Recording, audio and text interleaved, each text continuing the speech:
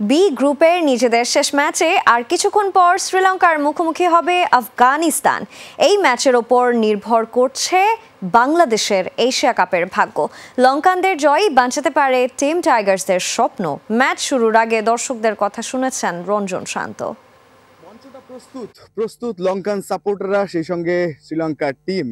আফগানিস্তানের সঙ্গে লড়াইটায় শুধু তাদেরই চোখ নয়, চোখটা বাংলাদেশেরও। কি ভাবছে লঙ্কান সমর্থকরা এই ম্যাচটা নিয়ে? বাংলাদেশ যে তাদেরকে সাপোর্ট করছে সেটা নিয়েও বা তাদের ভাবনা কি, জানবো। Today is crucial match to Bangladesh also.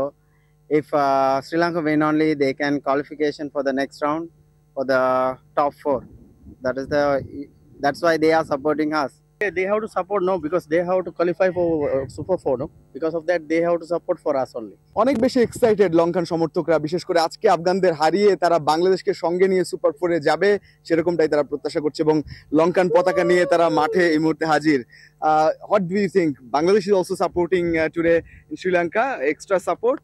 Yes, definitely Bangladesh support is there, but today we will beat Afghanistan, so definitely Bangladesh and Sri Lanka will come to the Super 4 round. Afghanistan is a tougher opponent for you guys? No way. If we lost with the Afghanistan, Bangladesh will come to Super 4. If we will win, Bangladesh bye-bye. So what do you guys want? We want to win. We won't win. We are come to the win. So you are gonna Super 4 for with Bangladesh or only you and Afghanistan? No, we'll win today. If we will today, we will win. Bangladesh will go out.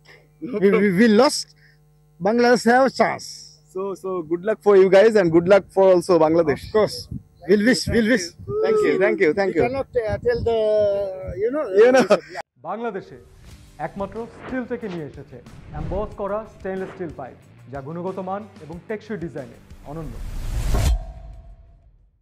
সমীকরণ তারা বলতে পারে না, তেমনটাই তারা বলছিলেন। তবে সমীকরণের বাইরে তারা চায় ম্যাচে জিতে সরাসরি যেতে সুপার 4-এ। সঙ্গে বাংলাদেশ গেলে মন্দ হয় না, কারণ সেখানেও তো চলবে ওই নাগিন ডার্বিটা। সব চোখ ওই শ্রীলঙ্কা আফগানিস্তান ম্যাচে। রঞ্জন শান্ত, যমুনা স্পোর্টস, আবুধাবি, সংযুক্ত আরব আমিরাত।